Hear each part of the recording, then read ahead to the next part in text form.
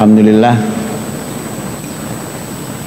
kita sudah mendengarkan dengan seksama apa yang disampaikan oleh Ibu Profesor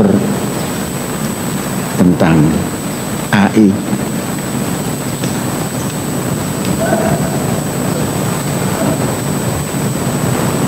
Jadi seperti tadilah penyampaian beliau sudah sampai kepada bagaimana bagaimana AI itu diperlakukan. Saya simak tadi keuntungannya belum dipisah tapi dicampur, tapi ada sudah. Itu tahun 25 disampaikan. Saya mau cerita tahun di mana Syekh masuk sekolah rakyat. Masuk sekolah rakyat, Syekh ketika itu kalau dihitung sekarang terlambat.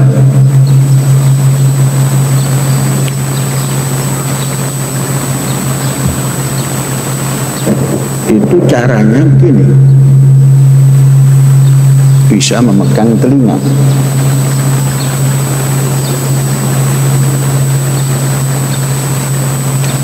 Masuk sama-sama dulu bulan Januari awal sekolah itu, betul. Kalau sekarang tidak betul. Bulan Juli tengah tahun kok dipakai awal pembelajaran. Nah, kita ikut karena memang di atasnya begitu. Yang paling benar awal tahun ya Januari.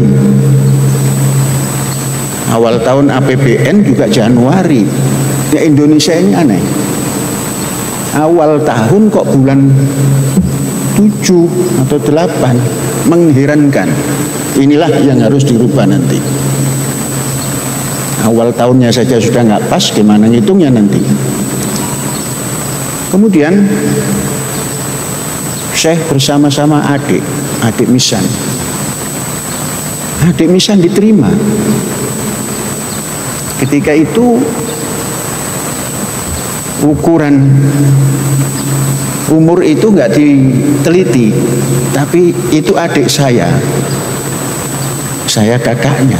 Kok adik sudah diterima, saya tidak pernah kembali pada akar. Artinya kapan lahirnya adik itu? Karena di Jawa walaupun umurnya 30 tahun, kemudian yang statusnya itu kakak baru umur 15 tahun, yang 30 tahun manggil kakak yang 15, yang 15 manggil adik ke yang 30. Itu budaya Jawa.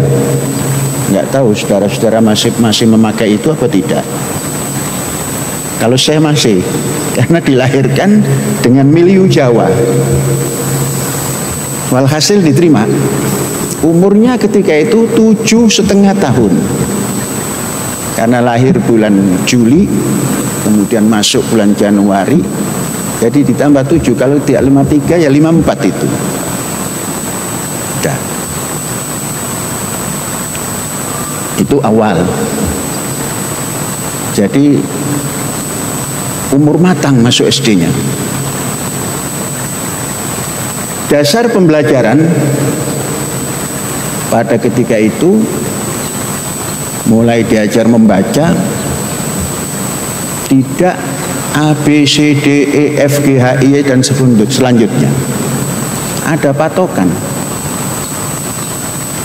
A, I, nanti dibawa kepada EI ya.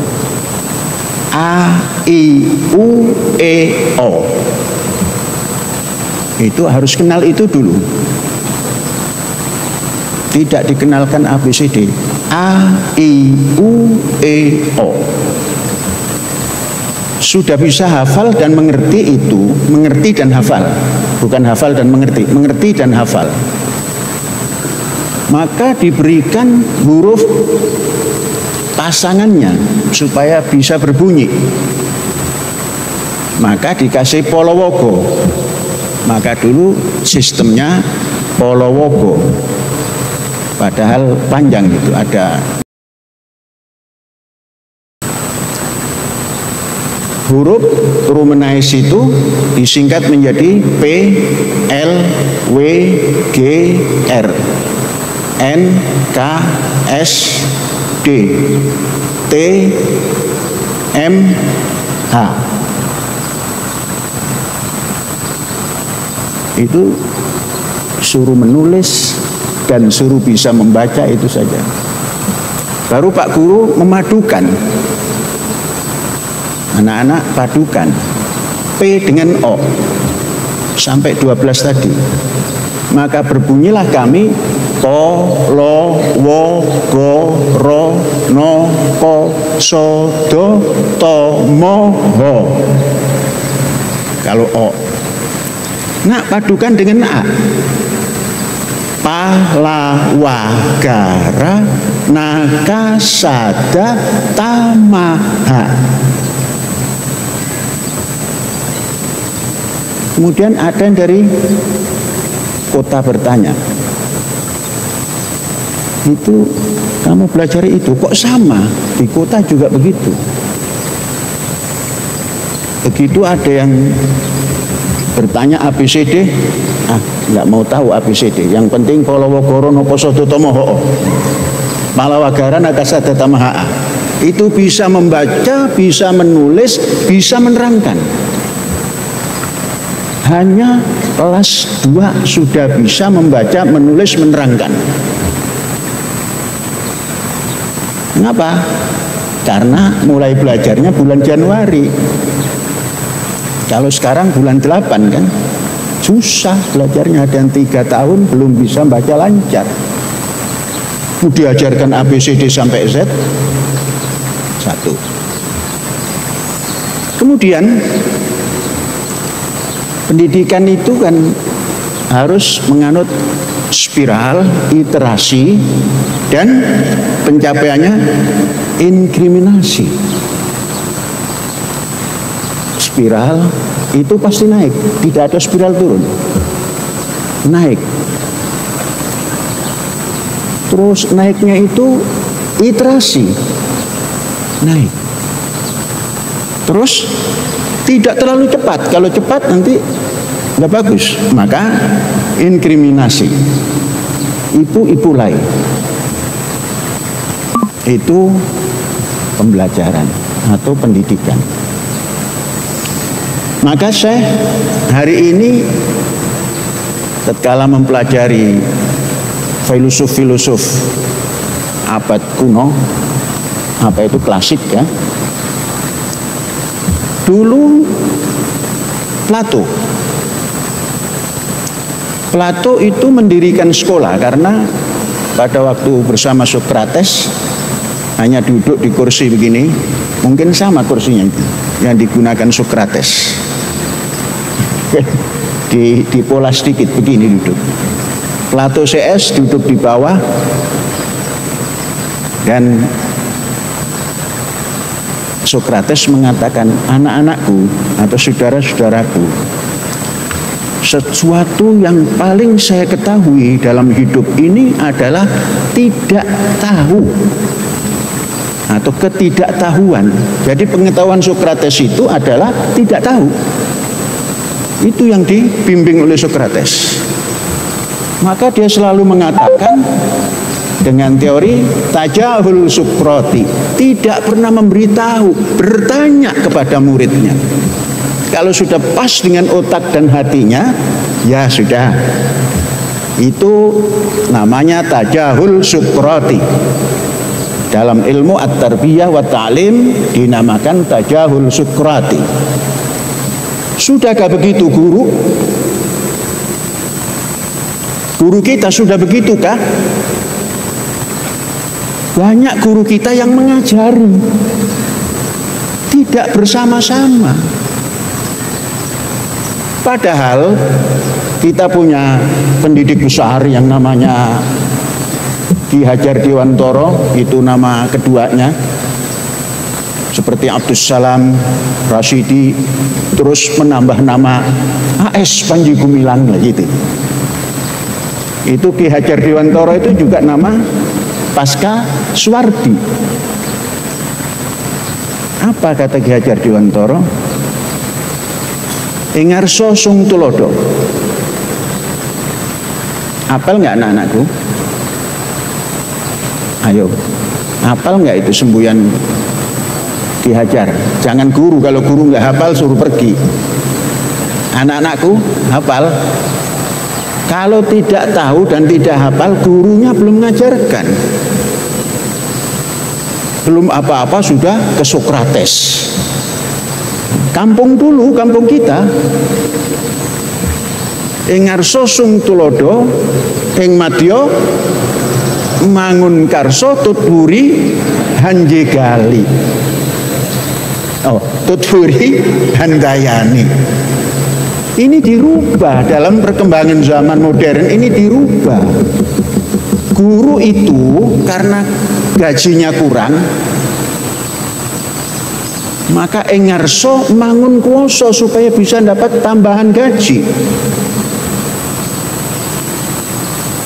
Ing madya numpuk bondo, karena gajinya kecil terus menumpuk bondo.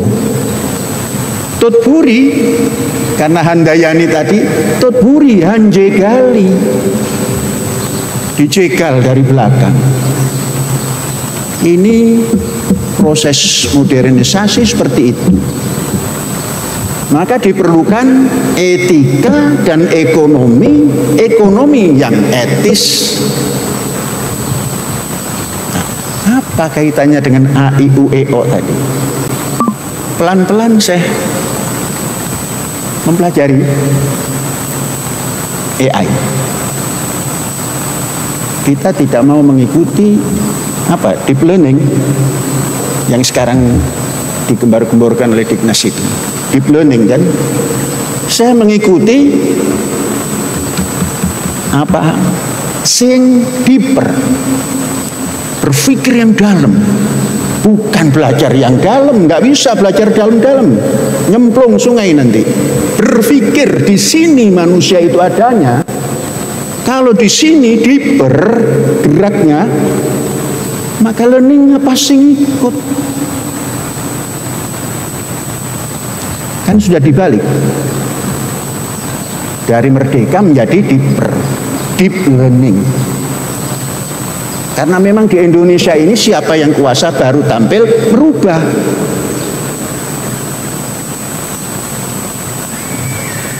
Padahal kalau kita belajar AI, ambillah yang komandannya adalah kita yang manusia ini. Apa namanya itu? Co-pilot. Kan bukan pilot dia kan? Co kan? Itu menawarkan mau yang cepat atau mau yang dalam pemikirannya. Itu suruh milih. Nah, kita disuruh deep learning, tidak ada di copilot itu. Di AI itu yang deep learning nggak ada. Sinking deeper. Ini saja sudah belum bisa menggunakan IT-nya dibandingkan dengan kurikulumnya. Lagi-lagi main behind the gun. Maka AI-nya menamakan co, wakilnya pilot. Pilotnya itu kita. Oh, ini sedang begini menurut kamu gimana? Oh enggak, ini terus saja ke kiri. Mau dia, karena pilotnya kita. Sudah. Saya menerjemahkan A, I, U, E, O. AI, katakan sekarang ini yang dibahas tadi itu AI. Kalau agak sedikit kulon, AI. Kadang-kadang yang belum belajar bahasa Inggris, oh pembaik mbak. Kalau lihat AI nak ngerti, artinya belakangan. Apa itu AI? Dijawab universal. Tidak hanya di Indonesia saja, universal sekarang ini. Terus karena AI itu universal, bagaimana supaya bagus? Sematkan etika dalam menggunakan AI. Tanamkan ekonomi, jangan hanya etika saja. Etika yang ada ekonominya, ekonomi yang ada etikanya. Kalau begitu mengendalikan AI, bagus. Nilainya poin O, bukan O ya, poin O. Tinggal menyematkan. Setelah 4.0 yang bangsa Jerman yang menemukannya, teknologi, kemajuan teknologi. Jepang khawatir kalau teknologi itu hanya digunakan individu, maka Jepang mengeluarkan 5.0 society. Nah, kita bangsa Indonesia ini dengan pendidikan nanti yang saya sampaikan harus mampu setelah AI universal, harus dikendalikan etika, menghasilkan ekonomi yang produktif menuju 6.0. Nah, kalau nggak begitu ya belajar untuk belajar saja. Bangsa Indonesia kene-kene ketinggalan saja. Tanamkan cita-cita dengan AI itu ujungnya O. Karena sudah ada 4, ada 5, 6.0. Maka kita mengatakan inilah Indonesia. Marilah kita berjanji Indonesia abadi.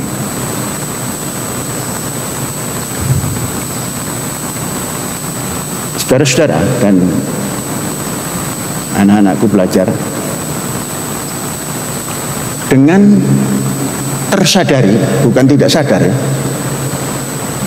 kita membangun pendidikan ini.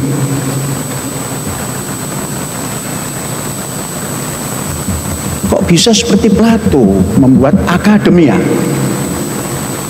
Dulu Plato membuat akademia. Muridnya Aristoteles. Katakanlah ketika itu saya kalau belajar itu di Gontor akademia. Begitu keluar dari kantor mendirikan ini, katakan Aristoteles, semacam Lyceum. Aristoteles membawa pendidikan, membangun pusat pendidikan yang namanya Lyceum. Antara akademika dan Lyceum dipadukan, itulah Az-Zaitun. Apa ciri akademika? Akademia duduk berkurikulum, bertanya jawab. Apa Lyceum? Lyceum sambil berjalan belajar dalam lingkungan yang bisa menaunginya.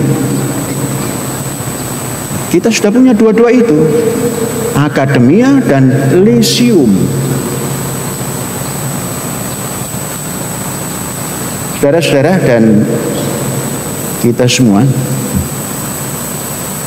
ini secara belajar. Kemudian kita merasakan. Kemudian karena spiral iterasi meningkat terus. Terciptalah perpaduan antara akademia dan Lyceum. Maka kita membuat teori novum gradum, ditingkatkan lagi, maka kurikulumnya masuk LSTEAM, Law, Science, Technology, engineering, art, and mathematics. Kemarin ada yang bertanya, sudah disampaikan oleh Syekh, agamanya di mana Syekh? Masukkan di L. Peradabannya di mana Syekh? Masukkan di L. Karena law itu adalah melindungi kehidupan agar sampai kepada cita-cita tujuan, mewujudkan keadilan sosial kalau kita bangsa Indonesia, yakni angka 5 dari Pancasila. Jadi seperti itu, pendidikan kita seperti itu. Kemudian tadi Ibu sudah menyampaikan banyak hal sampai dengan algoritma dan sebagainya. Mari kita mempelajari algoritma dari akarnya. Algoritma itu tercipta tatkala peradaban manusia dipegang oleh Islam, yakni abad keemasan Islam, di tengah-tengah abad pertengahan. Di sana ada seseorang yang namanya, kalau tidak Muhammad itu Musa Al-Khwarizmi, orang Iran. Itulah yang menciptakan awal ilmu hisab. Kemudian masuk nama matematik, yang kemudian oleh orang Eropa dinamakan algoritma. Al-Khwarizm menjadi algoritma. Algoritma ini atau Al-Khwarizmi inilah yang menciptakan angka Arab dan angka Hindia yang diarabkan. Kita kenal kalau kita menulis risalah atau apa, itu pendahuluan itu kan I besar, terus bab kedua I2, sampai terakhir penutup I6 atau I7, pakai huruf ABCD. Al-Khwarizmi mengambil, jadi bukan ditentang, diambil. Cuma karena ini punya budaya, maka angka 1 Romawi diganti alif, angka Romawi 2 diganti dengan ba, angka Romawi 3 diganti dengan jim, dan seterusnya sampai 10 itu abajada, hawaza, hatoya, 10. Kemudian orang-orang Ibrani mengikuti, jadi duluan Arab daripada Ibrani, duluan Islam. Maka elif, bet, tese, gimal, khet,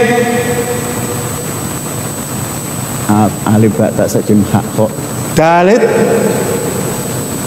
resh, zayu, dan seterusnya. Akhirnya yod, yod itu ya. Kemudian Al-Khwarizmi berkata pada dirinya, ini nggak bisa kalau digunakan rincian, nanti menjadi apa namanya, kata Arab nanti. Maka dia melihat bagaimana Eropa atau Yunani, 1, 2, 3, 4 itu tidak ada, maka digunakan oleh Arab. Tapi kok adanya di kiri, dirubahlah mengambil huruf India. Maka sesungguhnya angka 1, 2, 3 yang kita pakai sekarang itu huruf Arab. Kemudian mengapa huruf Arab menjadi 1 terus 2-nya begini? Itu musta'rab, diarabkan dari India. Itu Al-Khwarizmi itu algoritma dan sebagainya. Perjalanan sejarah itu seperti itu. Maka jangan lupa, kalau kita bicara algoritma, seakan-akan bukan Iran itu. Kalau kita bisa mengatakan algoritma itu Iran, pantas Iran bisa mengirim layangan ke Israel. Kan layang-layang itu dikirim. Jangan dibahasakan yang seru-seru. Ngirim layang-layang. Yang tadinya seperti super, tatkala diimbangi oleh algoritma, sekarang nampak kedodoran. Padahal sama. Di sini musta'arab, di sini Ibrani. Yang awalnya saling gandengan tangan. Sudah, itu sejarah algoritma. Sekarang mari kita masuk ke filsafat keindonesiaan. Mengapa anthem bangsa Indonesia ini ada 3 dan oleh bangsanya hanya dipakai 1 sehingga akhirnya kesasar? Yang anthem pertama itulah ontologinya. Mengapa ada Indonesia? Anthem kedua epistemologinya. Bagaimana menghadapi Indonesia? Anthem ketiga aksiologinya. Jadi kalau dibahasakan bahasa Eli Sastrawiguna, ada Eli. Coba berdiri Eli. Ini petani yang hasilnya banyak. Nomor 2 setelah Sastrawiguna, Karsawinangun. Masih ingat? Filsafat itu terdiri dari apa saja? Petani Eli. Mengapa? Jangan bahasa yang sulit, yang mengapa dan seterusnya. Yang pertama,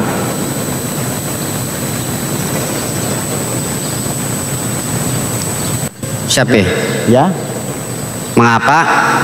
Bagaimana? Dan untuk apa? Untuk apa? Nah, ini petani.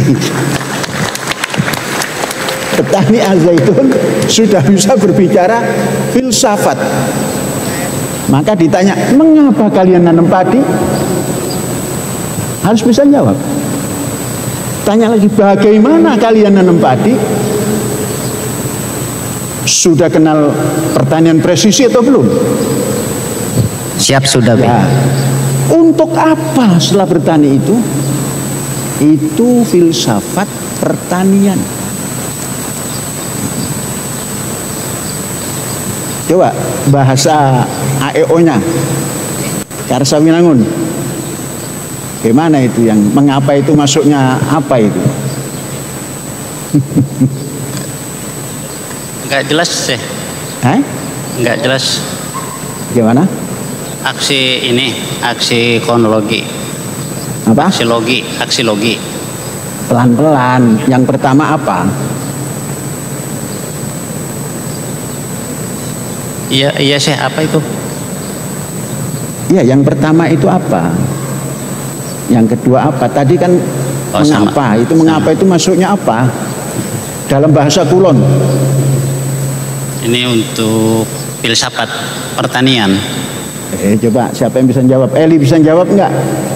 Bahasa lainnya mengapa itu? Pak.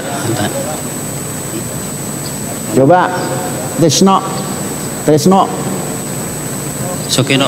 Nah. Maaf saya pendengarannya lagi kurang. Ya. Bukan yang menggarap di sana itu. Yang menggarap di bukan Pledang sana itu, yang haji siapa itu? Tukino. Ya, saya. Ya. Apa itu? Ontologi. Ya, pelan-pelan apa? Ontologi. Masya Allah, petani. Ya, terus. Epistemologi. Epistemologi. Bagus. Yang ketiga? Aksiologi. Aksiologi. Nah. Anak-anakku, itu petani az-zaitun yang tinggalnya di kampung-kampung di sini. Sudah mengerti ontologi, epistemologi, dan aksiologi. Adapun perpanjangannya nanti kamu hafalkan apa, kamu teliti sendiri ya. Sudah. Jadi ontologi dalam entem Indonesia itu adalah entem pertama menyatakan diri. Indonesia tanah airku, tanah tumpah darahku. Terus di sanalah aku berdiri. Itu sikap pertama. Terus bagaimananya? Epistemologinya adalah entem kedua atau stansa kedua. Apa stansa keduanya? Indonesia tanah yang mulia, dibikin mulia. Bagaimana? Kami bikin mulia. Kemudian tanah kita yang kaya, karena sedia ada. Sedia ada itu artinya dari awalnya tanah yang kaya. Kemudian lanjut, di sanalah aku berdiri untuk selama-lamanya. Itu bagaimananya? Jangan sampai kita karena di Indonesia sulit lari ke luar negeri, berubah warga negara sambil menjelekkan Indonesia. Ini terjadi. Yang ketiga buahnya apa? Indonesia tanah yang suci. Karena bagaimananya tadi sudah disusun rapi, menjadilah tanah yang suci, tanah yang aku sayangi. Siapa yang tidak sayang Indonesia? Bangsa Indonesia yang tidak sayang Indonesia. Itu yang sering mengumpat. Indonesia dijelekkan di muka umum, tidak mencari jalan keluar, jelek saja. Ada Indonesia hitam lah, Indonesia duka lah. Ujungnya, buahnya itu menciptakan Indonesia abadi. Dan itu janji. Marilah kita berjanji Indonesia abadi. Mungkin bangsa Indonesia karena melupakan entemnya, keluarlah keputusan Pancasila yang tadinya dasar menjadi pilar, disejajarkan dengan yang lain-lain. Kemudian Indonesia dikatakan harga mati. Kok beda sih dengan orang lain? Kan harga mati. Enggak beda. Pelajari entemu, Indonesia abadi, bukan harga mati. Ini tanamkan. Kalau kamu ikut-ikutan Indonesia harga mati, nanti ada harga yang paling bagus lagi dirubah. Wah, harga hidup rubah. Ini karena bangsa yang duduk di atas, yang memegang kuasa, yang bisa membolak-balikkan Indonesia, tidak memahami entem negaranya sendiri. Padahal dalam entem Indonesia ketiga ini, entem ketiga, mari kita berjanji, bukan hanya semboyan harga mati, berjanji Indonesia abadi. Kok saya berani mengatakan begitu? Bukan berani, landasannya ini.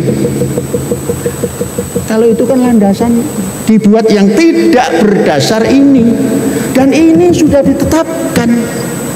Inilah yang Pancasilais. Kalau harga mati nggak ada. Indonesia abadi itu Pancasila.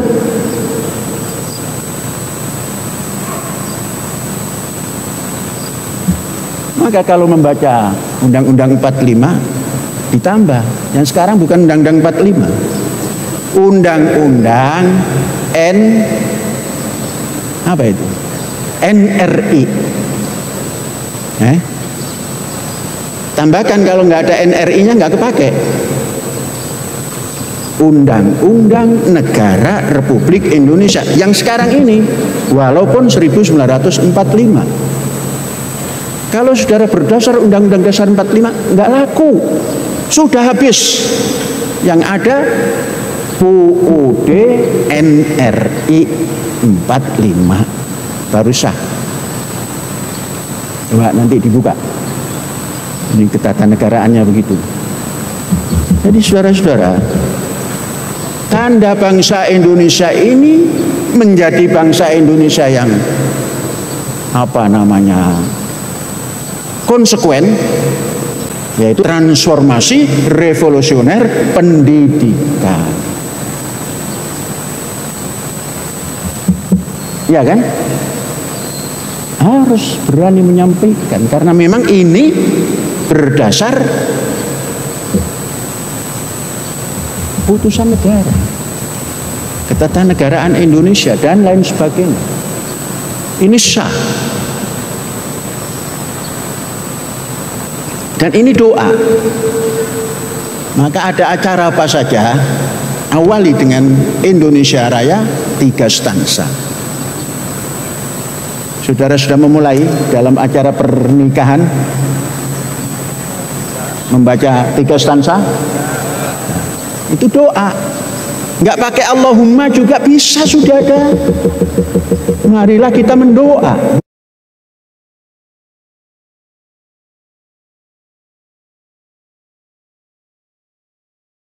Bukan berdoa. Kalau berdoa itu bersama-sama doa. Kita mendoa, benar-benar mengeluarkan doa.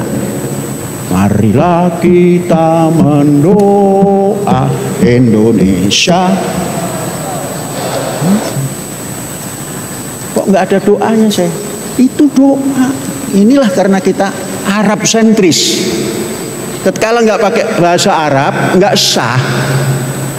Indonesia Raya 3 stansa itu penuh doa yang diajarkan oleh para nabi. Nah ini supaya keindonesiaanmu, saudara-saudara wali santri, keindonesiaanmu jangan harga mati. Indonesia abadi. Kalau ditanya nanti panggil polisi, siap-siap dipanggil polisi, nanti dilaporkan. Karena beda kan? Jawab, kalau saudara bisa merubah ini, saya rubah. Mengapa? Keputusan di MPR itu Indonesia NKRI harga mati itu tidak berdasar yang ini, Indonesia abadi ini dilepas karena tidak pernah dikumandangkan. Coba dengarkan di Dewan Perwakilan Rakyat, Majelis Pemusyawaratan Rakyat, kalau menerima presiden untuk menyampaikan pidato lagu kebangsaan Indonesia Raya, nggak ada yang ngomong, mendengar saja. Yang ngomong musik. Jadi tidak bisa dibaca, nggak ada teksnya, hanya didengar. Kata Rocky Gerung, kamu membaca dengan telinga. Kalau membaca dengan telinga itu apa itu? Yang nggak ada. Membaca dengan sepertinya terlalu lama itu kalau 3 stansa. Ini kalau dengan ini maju cepat. 45 itu bisa ditempuh cepat, kilat.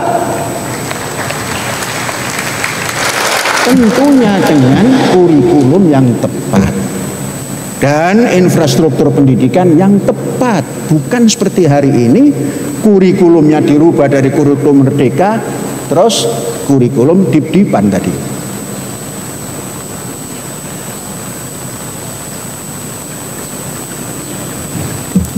Ini saja. Ya. Kurikulum abad 21 harus L STEAM. Dan adanya hanya di Indonesia. Negara lain tidak ada. Karena L tidak ditaruh di depan. Negara kita negara hukum, mestinya L dikedepankan.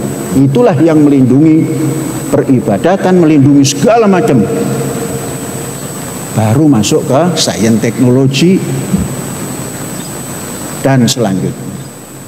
Ini saja untuk liyusabbit qalbaka, supaya hati kita semakin mantap mempertahankan Indonesia abadi, bukan harga mati. Ya, ini saja. Hadza wallahu ya'lam wa yafaduna walhamdulillahirabbil alamin.